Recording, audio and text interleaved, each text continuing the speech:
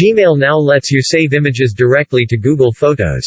Google has today announced a new feature for Gmail on the web that allows users to save photos received as attachments directly to Google Photos. Like the Google Drive button, you now have a dedicated Google Photos button that appears over attachments. The Mountain View giant announced the new Save to Photos button for Gmail via an official changelog on the Google Workspace newsroom. The new button sits alongside the existing Add to Drive button on photos that are attached to an email.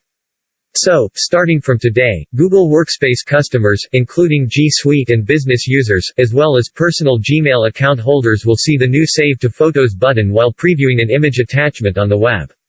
Clicking this button will send the image directly to the user's Google Photos library.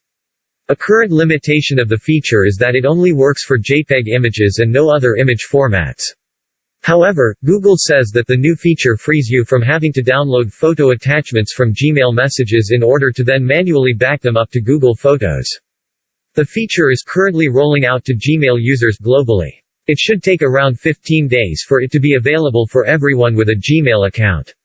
If it's available for you, go ahead and save your memories to Google Photos before the free unlimited storage option goes away on June 1st.